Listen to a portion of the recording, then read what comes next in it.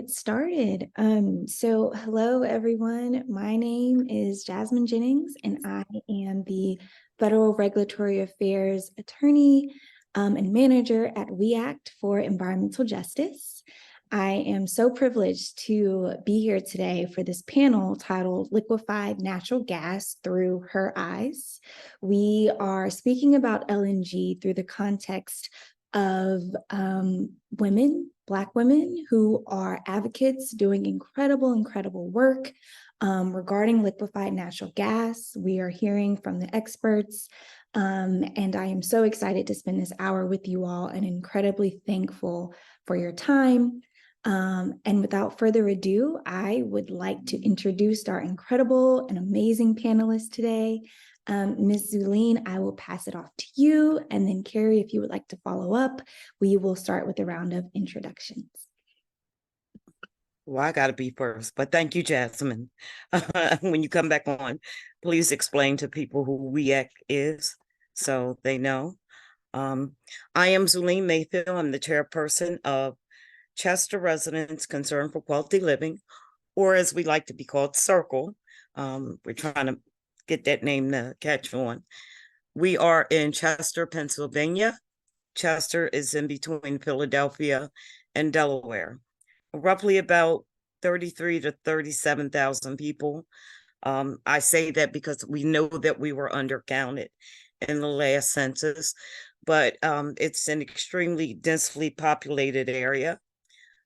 Circle has been around since 1992. And we got started because they put an incinerator in our community. And once the incinerator came in, there were a plethora of other waste processing facilities that came into our community.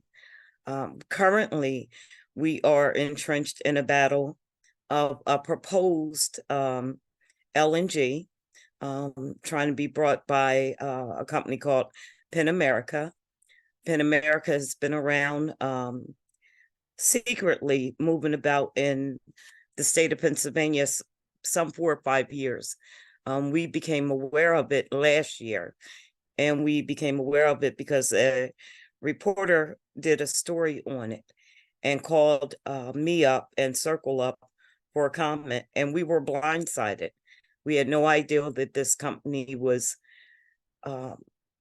at our doorsteps. We had no idea how entrenched they had become politically. They had met with our mayor, who co-signed virtually this LNG coming to our community. They had met with the governor of the state, the secretary of Department of Economic Development. They met with a whole lot of politicians, but they didn't meet with the community.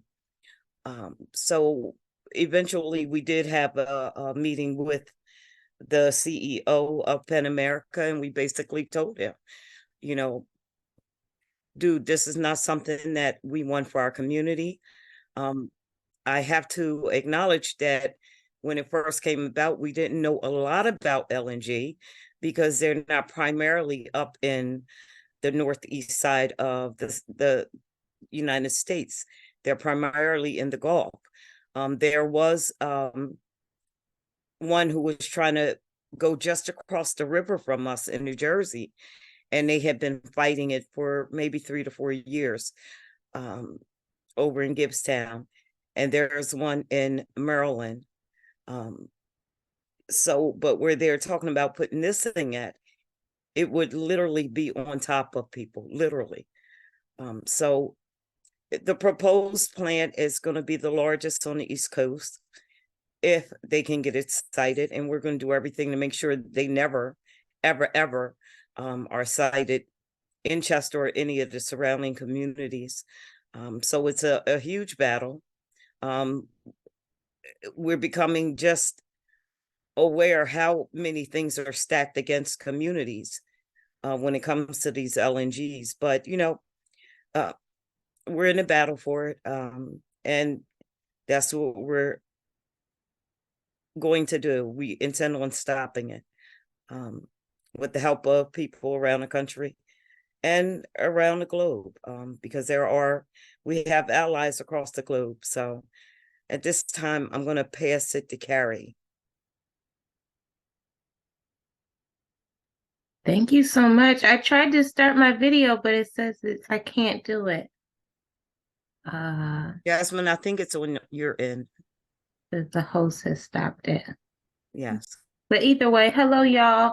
I'm Kari Fulton. I'm the organizing director with a new initiative called the Center for Oil and Gas Organizing.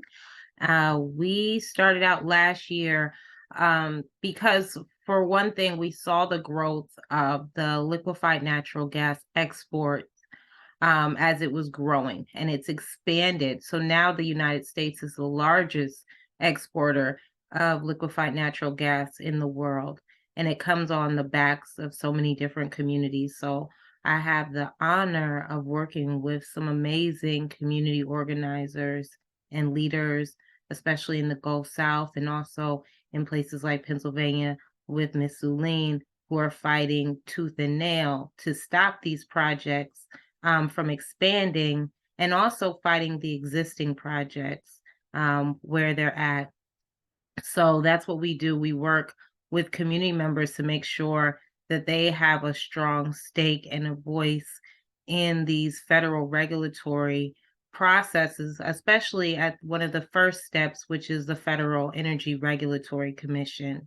When these projects have to get approved, they go before a person at this point, 4 commissioners who decide if this project is worthy of being put in these different communities, if it's in the public interest. And oftentimes it has been seen as almost a rubber stamp, just approving these projects without thinking of things like environmental justice or greenhouse gas emissions.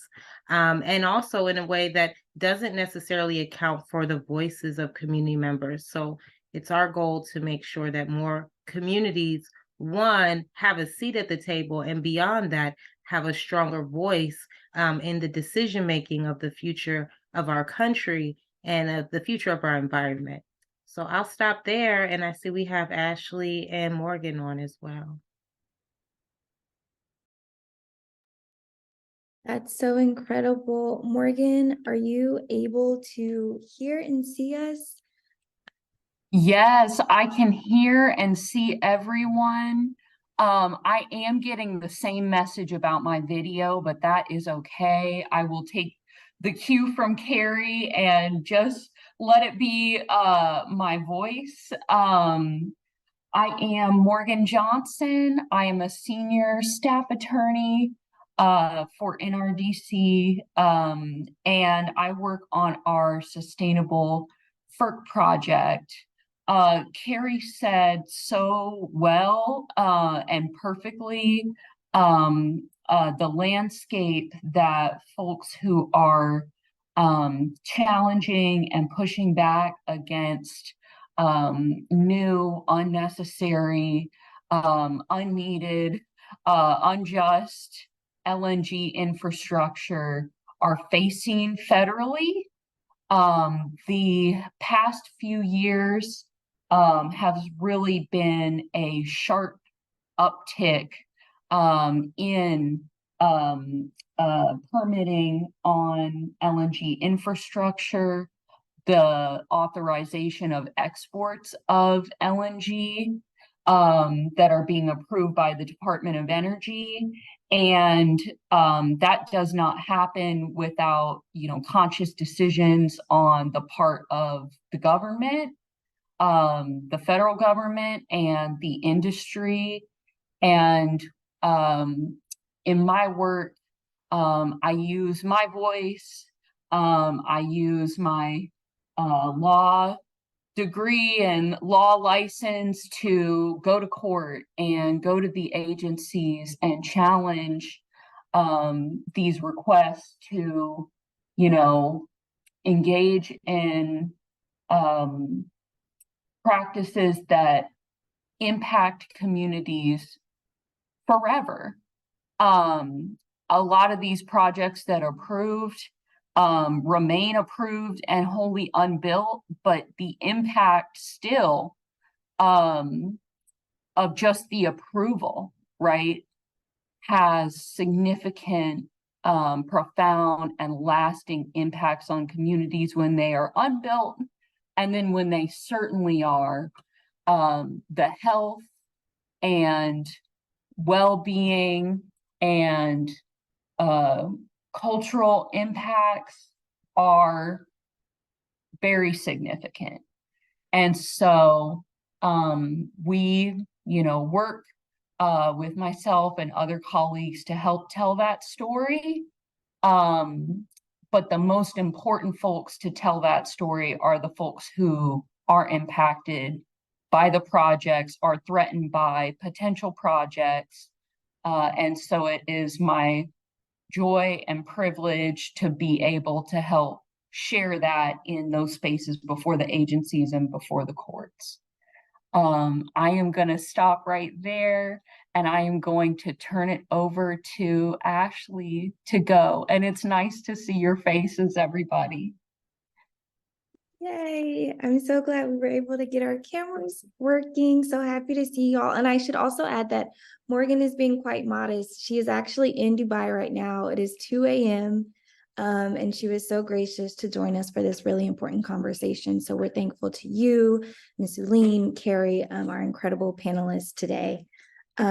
So we are going to jump right in to some questions that I have for you all, and for our incredible audience members who also thank you for your time. There will be a Q&A session towards the end, and we welcome any questions or thoughts that you would like to share and ask of our incredible experts that we've gathered here today.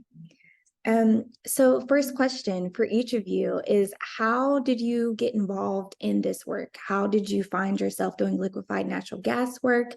Some of you mentioned this in your introduction, but I'm sure that there may be a story or a moment where you found yourself particularly in the LNG fight.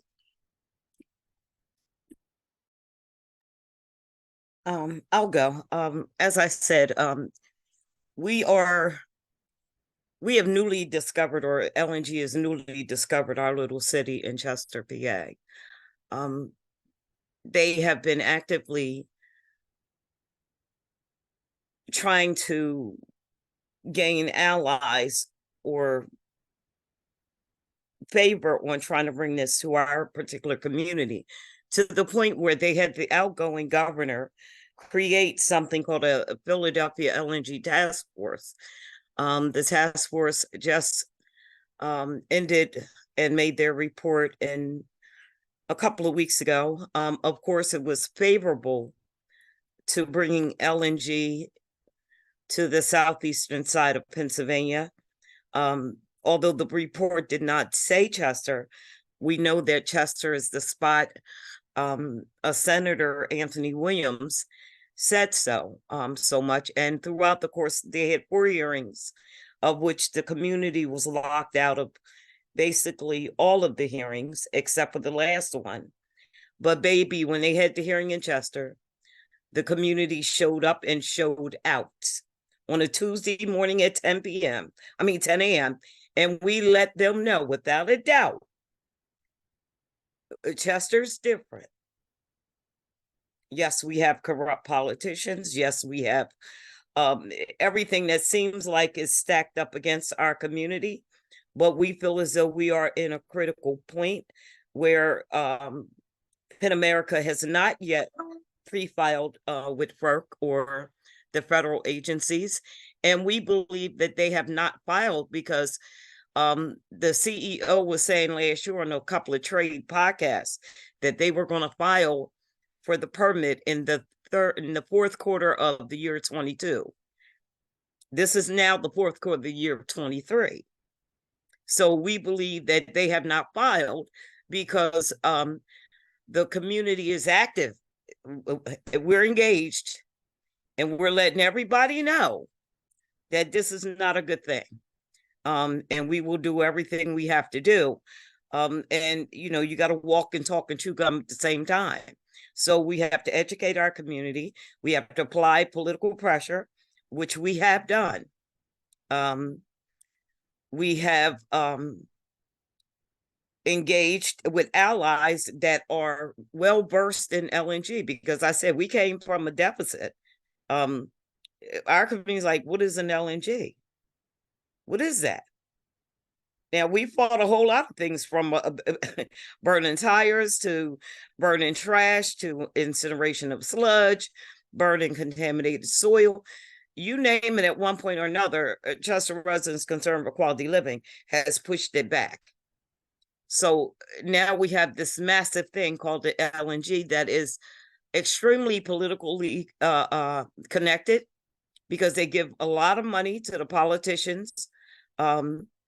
They buy politicians that create and generate policy against communities. So when you come at it from the standpoint of that, I think that knowledge is power. And when you know that that's where their sweet spot is, you have to hold these politicians accountable, because LNGs don't vote, people do. People do. And what we were able to do, we sit in a county called Delaware County. And for the first time unanimously, Delaware County Council, every last one of them came out against the LNG. Maybe it was because it was, they were running for re-election. Good timing to apply pressure. Okay. But nevertheless, they came out against and saying that they were not in favor of an LNG. We also went through a mayoral election. The former mayor said he was for it. The one that was opposing him said he was not for it, and he came out against it. He has now been elected as mayoral elect. So, there's power in people, but you got to be consistent. You got to stay on it. But it came out of nowhere for us. Nowhere. So, Kari, you want to go? Yeah, thank you for that. I think, listening to Ms. Zulene talk, for me, I got involved in environmental justice in about 2006, 2007. And so, and in that state, we were also kind of in those formative conversations about climate justice and what that means. And at the forefront of those conversations was an opportunity to really go to communities that are also directly impacted by LNG today. But we were talking about other issues, whether it was an incinerator in Chester, or whether it was, natural disasters in the Gulf South. These are the same communities. It's not anywhere different. And so when we think about things like cumulative impact, and now you're talking about putting these liquefied natural gas, which is really methane gas. Like we should just call it what it is. It's methane, and it's gross. And you're going to put these facilities in the same places that are also fighting, petrochemicals, and also fighting incinerators, and also fighting displacement, and also fighting climate change. So when you put all of those things together, what brought me in and made me excited to do this work and to really build out Center for Oil and Gas Organizing is that for this moment, we can think about a federal agency and how do we maneuver with it? Because at the same time that you have this build out of liquefied natural gas, you also have the reintroduction of the Office of Public Participation within the Federal Energy Regulatory Commission. And when you're talking about the permitting process, there are only so many ways that the public can actually engage in that process. There's a public comment process. And as Ms. Zulene mentioned earlier, there's the actual process where you can have a voice, in the filing, after they kind of file it with the docket, and then you can have a voice and you can have a say. But before that, you really don't have a say. So there's this nuance of how you actually work policy to make a difference. And oftentimes when we have these huge issues, when we think about environmental justice, when we think about cumulative action impact, it feels so overwhelming, right? But to think about how we change policy and how we can have these moments and opportunities where we can utilize the system as how it's created, which oftentimes doesn't work, right? But the idea of challenging it and saying, but what if we actually do try and use this system as you say it's supposed to work, and we push back, right? And what we've seen in this year is that, have we completely stopped an LNG facility? No, not yet. But when we're out there every single month, oftentimes what we see is delays. We see delays where things that were supposed to come up on the docket don't come up on the docket in the same way, right? And the more that we can push on that, you know what that also does? It pushes it over to my friends over at Texas Campaign for the Environment, who are working on financing campaigns and looking at the banks and looking at the insurance companies and saying, hey, this is a risky deal. You don't want to do this. So the more that we can push these back, the more that we have that momentum, that people power that Ms. Zulene is talking about, the more that we can try and stall out the process of building out these projects. And then on the other end is this regenerative economy, right? So you got your friends, like my good friends over at the Climate Justice Alliance and other groups that are looking at the possibilities. So what we want to do is, beyond that, is not just say what we don't want, but we're also fighting for what we do want. And how do we create that space for those investments in the change we want to see?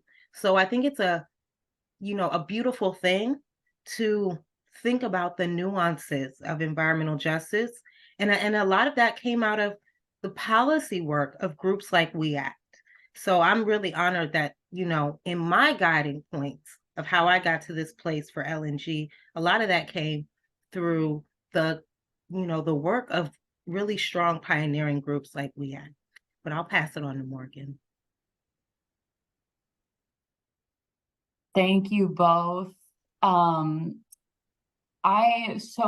think about when I started in this movement, I'm trying to take a step back and think about like what brought me to the space and working on environmental justice and deciding to, try and dedicate any of the work I was doing to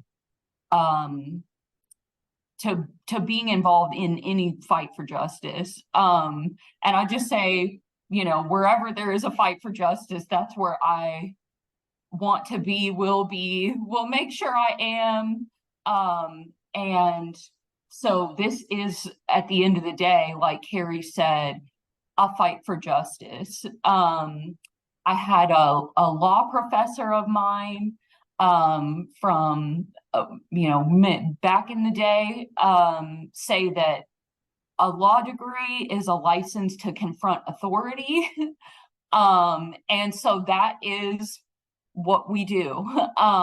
And there are, as Kari said, so many people working in this movement, addressing this issue from different paradigms. Is a really beautiful, vibrant community of people doing that work. And so when I became aware of that happening, I said, this is what I want to do. This is where I want to spend my time. NRDC has been doing work on LNG for some time, challenging projects, trying to push policy in a better direction, get, FERC, DOE, and administrations aware of, some of the recurrent issues that people had point out how environmental justice reviews have been flat out wrong in the past, pointing out in some, pipeline fights, like where they have really, really, really gotten things wrong. And so, this is work that has been in the mix. But for, me, I think about my own connection to environmental justice issues. My grandmother is from Marksville, Louisiana, in Rapides Parish.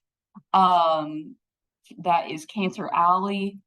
And so many of the fights that were happening down there that she made me aware of, and my aunties made me aware of, that were happening felt analogous to the David and Goliath stories that are happening in so many places. And in LNG and in this context, that is a clear through line where you've got a powerful industry, government that has enabled this infrastructure and industry to push through and roll through communities with very, very little consideration for the real long-term, serious, irreparable impacts of what they are approving. And so,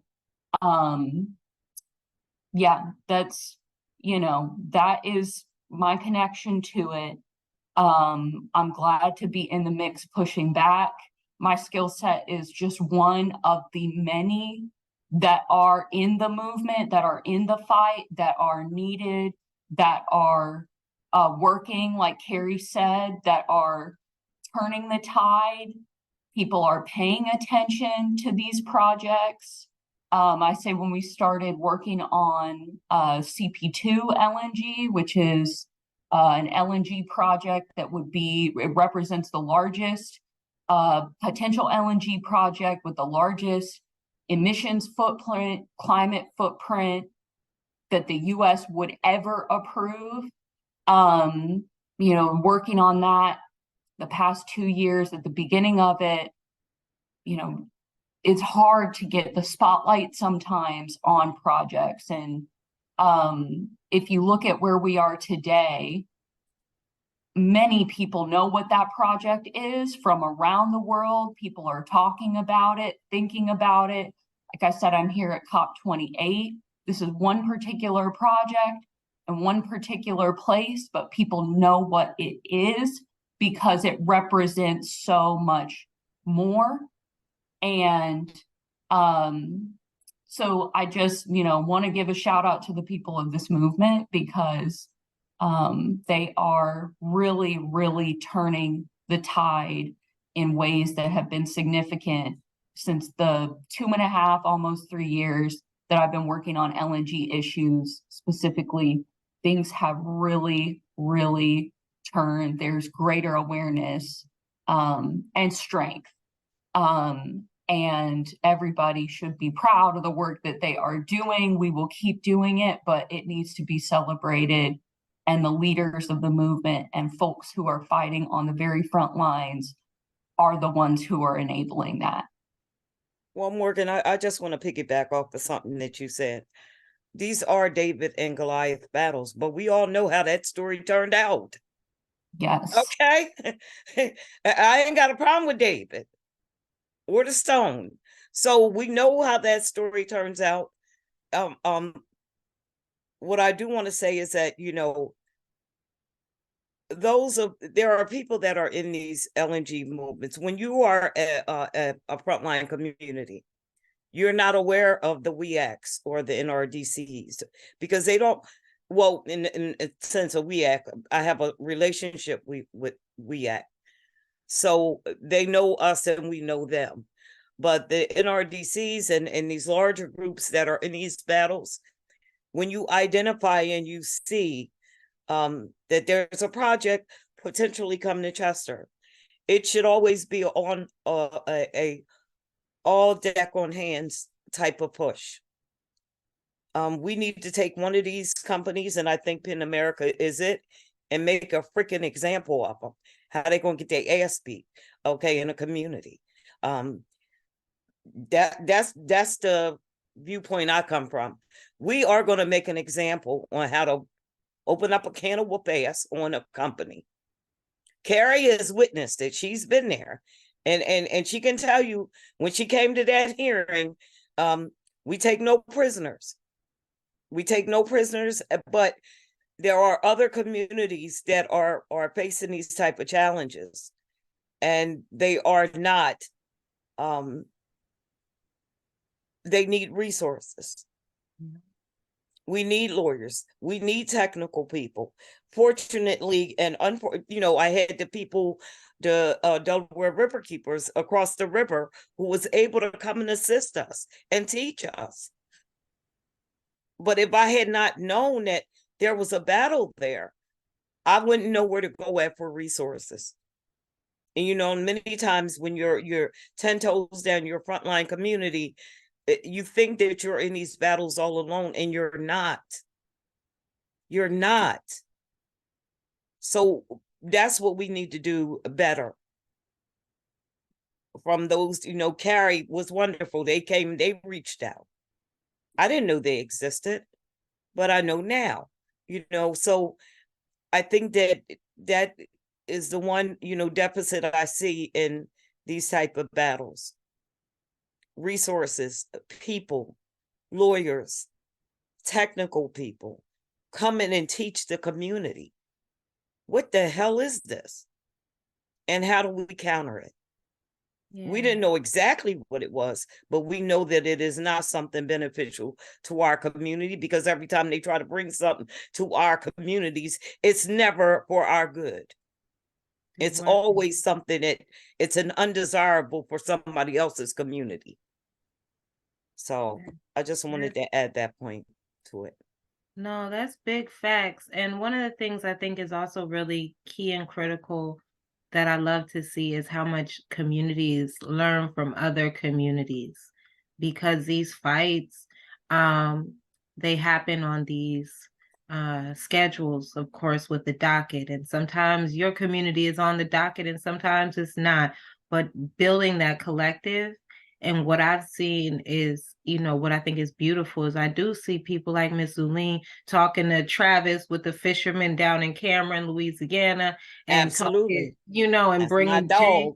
you know, all these community members, and they're building, and that's power right there. You know, it's not about, and I love the NRDCs, and I love the Sierra clubs and these groups that come in and they have the lawyers, and that's the beauty of being able to connect the lawyers to the community groups. And there are so many different community groups that are growing, and their knowledge of how LNG is going to impact their local community, if it's actually built out, is also expanding and growing. So over this, even this year, I've seen about 4 or 5 different community groups grow through this LNG process, where people are saying, no, we need to continue building out this work. And that oftentimes expands beyond the power of even coalition spaces. So the beauty of strengthening community groups is that they get to strengthen one another. And that's really powerful. Absolutely. I mean, we can't tell people what to do, but we can tell them what mistakes not to make, you know. But, you know, bottom line, all of these communities have the same components. There's a level of corruption. There's a level of people are just busy with life. They don't go on main line where people, you know, you got stay-at-home moms or dads with projects they looking to get into. They go into areas where there are struggles. And this is just another problem. But this problem is destructive as gun violence. It's as destructive as, you know, we don't call, I don't call it climate change anymore. It's called climate degradation. And what we're suffering under is environmental genocide. You know, we got to stop nicing these terms up. They are killing our communities. Point blank, period. Period. Ain't no niceness to this. So I'm trying not to cuss today. I am in awe of this conversation. The goal was to have sort of a fireside chat among women that are leading in this work. And I'm so thankful for y'all and the way that it's unfolding. I will quickly add as context, you know, LNG, liquefied natural gas, export terminals in particular, are fairly new in terms of development of industry. We're talking about 2016 was the first time prior to 1969 when the first export terminal was built in Alaska. In 2016, a terminal was proposed and built in Louisiana, and now the United States is the largest exporter of LNG. So, recent history that we're speaking about here, and studies and experts clearly indicate that the exportation and the amount of production, the emissions, is only going to increase as we move forward and as we continue to greenlight, as the panelists have mentioned, LNG export terminals, as Ms. Zulene's community is facing a proposed terminal. So rapid growth and incredible harm and degradation at the same time. We do have some questions in the chat, and I want to make sure that we are able to get to some of them. I think one that's particularly poignant for this conversation is a question about diversity, equity, and inclusion in this work. And I think each of you have sort of mentioned it at some point in terms of the communities that are impacted, the way that you show up to the work. But if anyone wants to speak maybe briefly to just what it looks like and feels like when you're talking about the impacted communities, the profile of folks who are living in the shadow of export terminals or proposed terminals, pipelines, etc. Any thoughts on that would be appreciated. And again, that's a question that we had in the chat. So thanks, audience.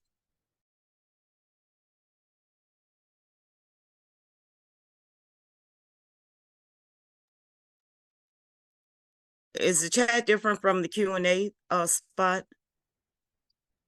Yes, there's some coming in the Q&A and some coming in on the chat. All right, I'm looking for the question from Nicole Cogdale. She asked me to answer her question, and I don't see the question.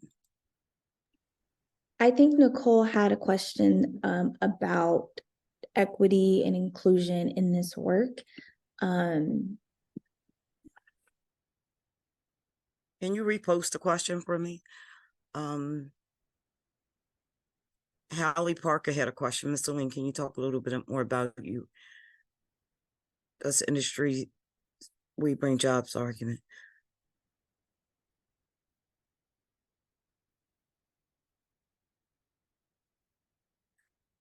Okay. I'm going to answer Holly's question. We know the perks for the community are always the same. We're going to build your community up. We're going to bring jobs. We're going to provide revenue. For our particular area, it's a little bit different because we're not in the Gulf Coast. So one of the things that we started doing was to try to look at, see what the qualifications would you have to have in order to work in an LNG.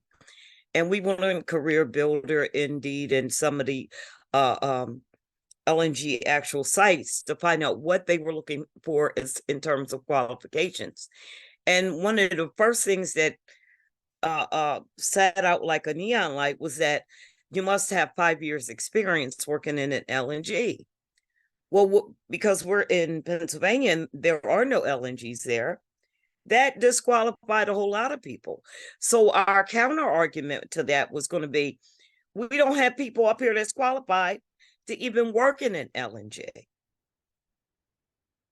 So we knew that their answer, their remedy, they would bring people up from the Gulf Coast or other areas to come and work in our area. That's not a big plus. Then there is a huge safety issue.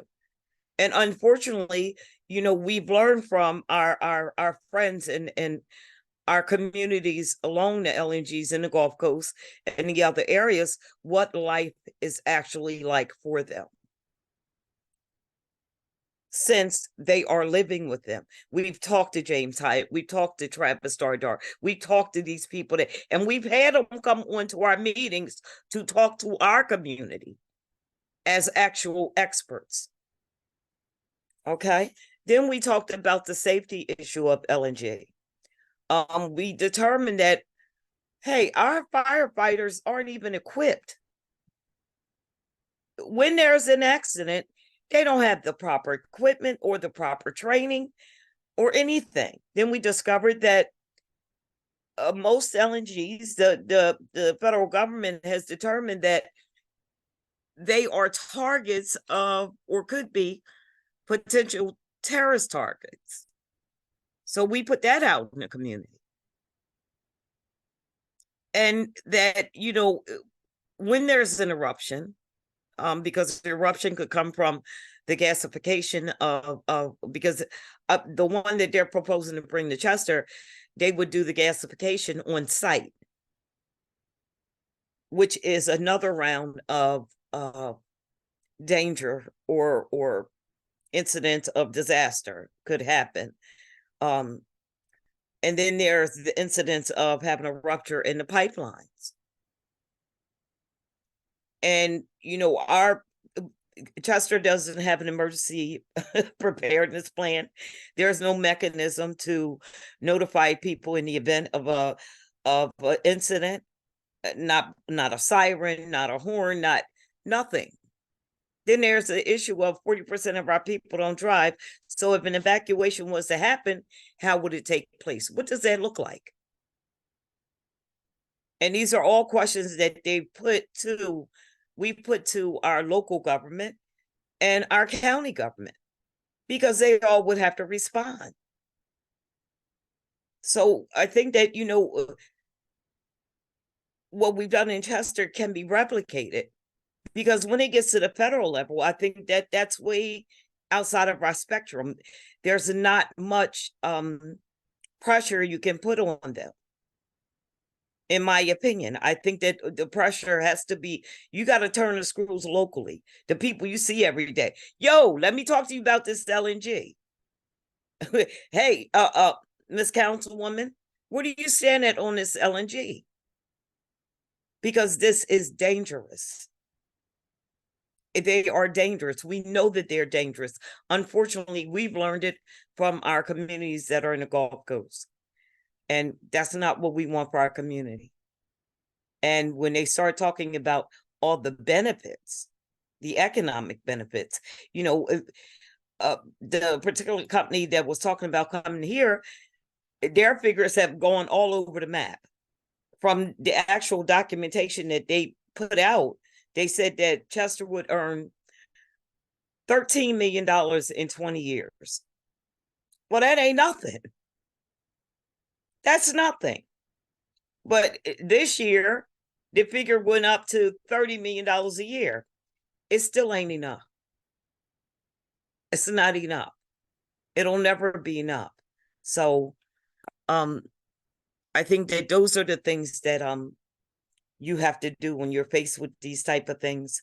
The corruption is always the same. You know, it's always the same. They can buy any politician for $5, okay? And that's the nature of the business. But when that happens, you change your freaking change the fucking politicians. Change them. You ain't got to be stuck with them forever. That's real. I'm gonna be nice. Sorry about the cuss word, but I think that's real. And you know, also around the LNG disaster, one of the reasons why we don't want it in the first place is because once a disaster actually happens, the technicalities and the bureaucracy that you have to go through when managing a disaster is ridiculous. And we could look at places like Freeport, Texas, when the Freeport LNG facility exploded. And that was one of the communities that came up to FERC first last November 2022, when that explosion happened in July of 2022. And it's hard to get answers. You have to go to the Pipeline Hazardous Material Safety Administration, and they are not necessarily as transparent as they could be. And sometimes if it is offshore, then you have to talk to someone else. You have to go talk to Coast Guard and NARAD. And so then you have to go through all of these different federal agencies just to try and get one answer. Kari, and it seems like the things that work for other communities never ever materialized for ours. You know, I was on a call Saturday, you know, with the flooding that they have in Houston and Texas, and the lack of resources that communities actually get. We have one here in Philadelphia, Eastwick, that floods all the time, and they never find a freaking resolution. People from Katrina are still suffering. Still. And there's still FEMA. FEMA steps in like lickety split in other areas. That shit don't materialize in our communities. Yeah. So we got to do everything we can and then some more to protect ourselves. Because, but, and that's one of the things that I wanted to talk to about, women of color and our impact and realizing our freaking power. We got to stop going here begging these freaking people to do what's right by us when we the biggest fucking voting bloc. We need to exercise our power, Mr. Biden, because you're all over the place with your administration. You're in conflict with your own administration. You keep opening up drilling, and the LNGs issuing these permits. It's what, 16 of them out there now? The most ever. But at the same time, you want to do something about climate change and bringing down the methane numbers. I'm saying that we, since this is about women on this webinar, we got to come together and use the way as Black women to exercise our power as the biggest voting bloc in America. We are we're under beating our chest. We need to learn how to beat our chest more. When they say, let them know who we are. So that's what I would like to see happen. No, that's great context and certainly timely as we look at an election year coming up. And absolutely. That's the only time you're going to get something from a politician. Morgan, if I could jump to you for a second, I would love to hear more about sort of your perspective coming in as a litigator, as someone who is actively fighting these cases in the court and at FERC. Any thoughts you have in terms of environmental justice analyses or lack thereof, or anything in that context that would be helpful for the conversation, please feel free to share. Thank you. I just want to say, first of all, I just love listening to Ms. Zulene. And she is so right about we do need to be beating our chest. And I like to think, in my work, I like to beat my chest on paper is a lot of how it happens. And that is, that is one of the many, many, many ways that we need to be doing it, but we need to be doing it. And you are right. We need to be owning that power, demanding of, the folks who are our friends, the folks who are not our friends to get it done. And the genocide has to stop in our community. Yes, it does. And once we start labeling it as what it is, it's the genocide of Black and brown and indigenous and poor people's communities by politicians bought with big money that buy legislation and don't even view us as being human beings. Our children not being viewed as being human beings. Oh, they don't matter. They poor. They so poor that they need to go down in these holes and be in these confined spaces, breathing this garbage that they're going to take back to their families and their children. Men and women alike, they go down them holes too. So, what I think is that there has to be a collective call of action. If you do it by paper, if you do it on the corner with a bullhorn, if you do it behind a lab or behind some figures, it's more of us than there are of them. Our power is that you dump in efforts, we vote. And Black women, we vote consistently. consistently. We saved the democracy. So, you know, we have to really start thinking in terms of that. You know, these things for our communities are they really are disasters. They really are. You know, if something like Chester is 5 miles, if there was an explosion of an LNG in Chester, I think that we would lose our community forever, because it would impact more than 5 miles. So all 33 to 37,000 people would be impacted one way or another. We've learned a lot from the train derailment in Palestine. Okay? Those people will suffer forever and ever and ever. And ever. Known and unknown. Well, we don't want to F around and find out. Not in the city of Chester. So we're doing everything. So while we're doing everything, we want to be the tip of the spear. But in the end, all parties we need the legal. We need the firepower of Dr. Bullards and Beverly Wrights and Peggy Shepherds and Bernice Miller. We need those firepowers to have one voice. And to say, no, you will not do this in Chester. And after we set that example, we can replicate it other places. It has to be replicated. But they said, once you beat the bully in the head one time, what the bully do? He carry his ass somewhere else. So, and that's what they are. That's what these politicians think they are. They try to bully us into believing that this is a good thing for Chester. We had a politician ask our state rep, no, he wasn't a politician. He was from EQT. From the fracking industry, billionaire. He asked our state rep, well, don't you think that if LNG came to Chester, that would be something that Chester residents could be proud of? I wanted to get up there and bitch smack him. I'm not going to tell you no lie. No, we proud of trying to live. Not proud because somebody in Germany got some damn LNG. You know, that ain't nothing to be proud of.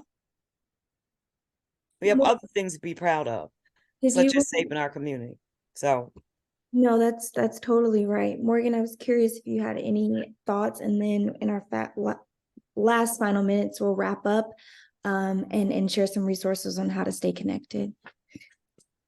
No, I just wanted to say, Ms. Zulene, you said it beautifully, that, you know, the work that is done in one place is replicated elsewhere. And I will say the law works that way. Like when we, you know, make the arguments we need to make and elevate what we need to, and win on those issues, that win and the change gets replicated in other fights. And so it works analogously that way.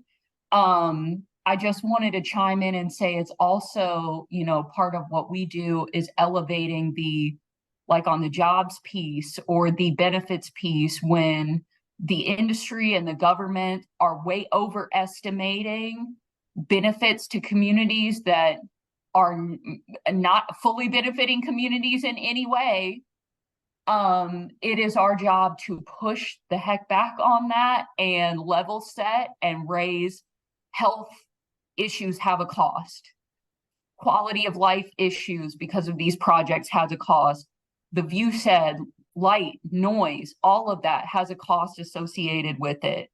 Like you said, Ms. Zulene, when they don't have enough money to have adequate firefighting material, all of that is publicly funded, right? And these projects get subsidies and tax deals. In Louisiana, they have like the Quality Jobs Program. They did a report in 2020, the state of Louisiana did, where they talked about the like benefits of how that program is going, how it's benefited the state. And it says explicitly that, oh, well, we think LNG will provide benefits, but when we've applied this program, tax, advantages for LNG facilities, that they have had a large overall net loss to the state of Louisiana. And so you just see all of these areas where the benefits never add up for communities. Never, ever, never. And the risks are high. And the risks that we know because of this, yes, in the LNG context, it is obvious the crazy, insane climate footprint of these projects. But on the whole, where we're already seeing in Louisiana, the flood, storms, and hurricanes, when you've got community members who cannot have a home, and then maybe if they are blessed to get a home again, they cannot get that home insured because of all of the risks. And that those industries are not willing to take and eat that risk. So it's a problem when the benefits are oversold. Part of what we do is push back on that, but elevate. There is no benefit when you destroy an entire community. Amen. If there is an entire, I know a guy down in, he can no longer do what he has done, which is be a shrimper. He's lost that ability. Not only did he do that, he lost his home and had to relocate. Those things, you can't put a price on them. If, the incident that happened in Ohio, that community will never, ever recover. Period. So, it's got to be people over pollution at all costs. At all costs. At all costs. And I think that, FERC is one level, and I think that we can make this administration, because they're going to need us.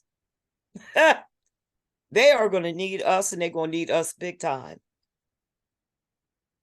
And I think collectively now's the time for us to absolutely turn the screws. Those that are in that political realm of writing policy and everything, they need to hear our voices. Not all over the damn place, but one collective voice. You're going to stop killing our communities. Easily. They do it easily. Because they feel as though there's no opposition. Or they make the system so cumbersome until you don't know how to fight it. That's real. I want to touch on one thing that people can do, especially right now, is that if you go to stoplng.org, again, stoplng.org, we are pushing on the Biden administration, on the Department of Energy, to not approve these projects. There are a number of projects that have gotten approved through FERC that are now sitting at the desk of the Department of Energy, including one of the biggest projects that we are waiting to see what's going to happen is the Calcasieu Pass 2 in Cameron, Louisiana. And if that's built out, it's a major, major climate bomb when you talk about greenhouse gas emissions, when you talk about the impact on our climate, when you talk about the loss of community and the loss of critical land, as Ms. Zulene was talking about with the shrimpers. And if you want Gulf shrimp, then you need to talk about stopping LNG, honey. If you really want to talk about that, let's talk about what we eat, what we live off of. Is all being jeopardized right now. So we need our voices, and we need people to know that this is not just something that you can just take the land and grab it and then jeopardize our futures. It's bull. Yes. I just want to sincerely thank each and every one of you, Kari, Morgan, and Zulene, for your honesty, your expertise, your vulnerability. This was an incredible conversation. And as we can see, there's so much more to be said. We could probably stay here all night and continue. I know we can't. Are moving forward. I do want to say to everyone, you know, this was a heavy topic. And as much as we talk about heavy and you know, just awful things happening in our communities, to our bodies, it's also important to talk about wellness and care. I encourage everyone to decompress. If you're on this call right now, when you log off, deep breaths, something to make you feel a little bit of joy, because we need both to move. Jasmine, I ain't gonna take no deep breaths. I'm gonna go look at some pictures of some fine men. How about that? Or that. You know better than that. That can cause deep breaths as well. Well, my squad know what I'm gonna do. That's my absolute. All right, I need what they say, a breath of Calgon. Take me away. We are so, see, look at that, joy and laughter to end this call. We will be sending along resources and materials from each of these experts. Thank y'all so much. For the bottom of my heart, on behalf of We Act for Environmental Justice, we are so grateful and so honored. We will be sending a recording as well, so this conversation will live on. And thank y'all. Everyone have a great evening, and sincerely, thank you so much.